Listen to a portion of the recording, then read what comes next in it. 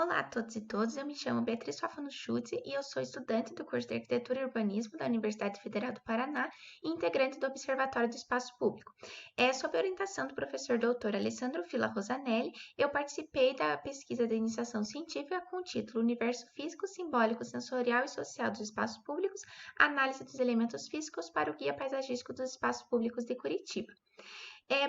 Como objetivo, buscou-se examinar e investigar a paisagem urbana e os espaços públicos da área central de Curitiba, a fim de elaborar o Guia Paisagístico dos Espaços Públicos de Curitiba. Como objetivo específico, no meu caso, foi explorar os elementos físicos dos espaços públicos selecionados, dentre eles que foram 7 localizados na área central de Curitiba, entre eles a Praça Santos Dumont, Praça Osório, Rua Comendador Araújo, Rua 15 de Novembro, Praça Zacarias, Rua Barão do Rio Branco e Praça Frásio Correia. Todos esses espaços, então, se localizam na área central e também com uma proximidade para que fosse criado um caminho lógico a fim de que as pessoas, por meio dos materiais gráficos e textuais produzidos, pudessem visitar e vivenciar os espaços olhando a paisagem urbana com um novo olhar. Então, foram então elaborados folhetos informativos, websites e um podcast. No meu caso, mais especificamente, fui a responsável por elaborar os folhetos informativos. Além disso, ao longo de toda a pesquisa, utilizou-se de uma fundamentação teórica por meio de diferentes autores que tratam da temática, principalmente referente à paisagem, espaço público, espaço urbano e mobiliário urbano. Então, esses foram alguns dos autores mais utilizados. Além disso, a metodologia utilizada foi uma abordagem qualitativa, devido a ser um resultado que traz uma análise social referente, então, ao estudo da paisagem, por ser, então, essa relação da materialidade com a própria sociedade, além de estabelecendo etapas que serão ditas na sequência. Além disso, a pesquisa é indutiva, a partir, então, da observação por meio das visitas a campo. Então, as etapas realizadas, então, foi o trabalho de campo com visitas aos espaços públicos, a fim de elaborar a listagem dos elementos físicos e também registros fotográficos.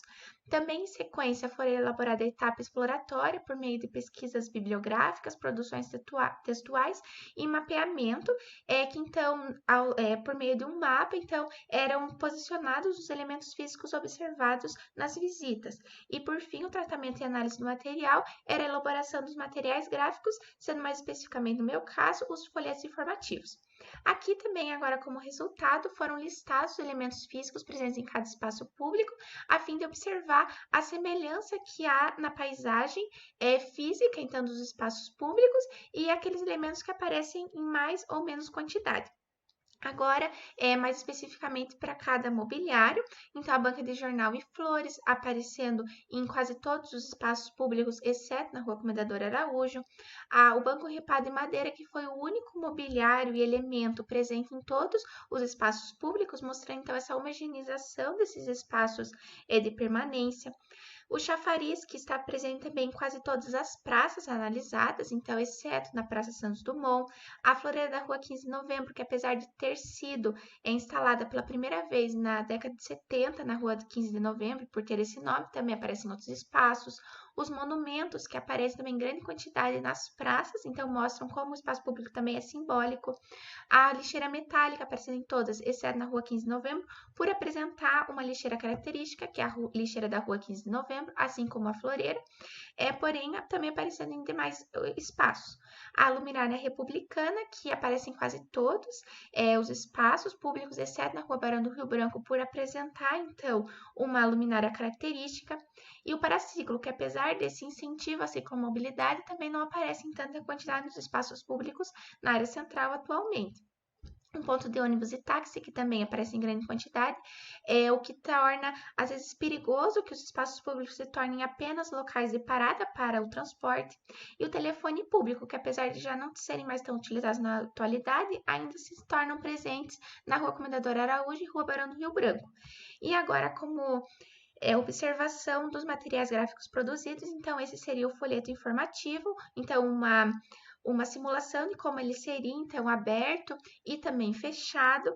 E aqui um pouco de cada um que foi produzido, então, ele apresentaria imagens, então, a partir das fotos tiradas, um mapeamento e também o QR Code que mostra que permite com que as pessoas acessem o website e os podcasts. Então, isso para todos os espaços públicos. Em alguns espaços, como a Rua 15 de Novembro, que é maior, ela precisou ser dividida em 3 folhetos, e a Rua Barão do Rio Branco também em 2 folhetos por sua extensão. Mas como conclusão, então, observa-se como os elementos físicos são essenciais, então, para se observar e explorar, porque eles revelam esferas simbólicas, culturais e políticas que estão além da dimensão do visível, revelando, então, características da própria sociedade.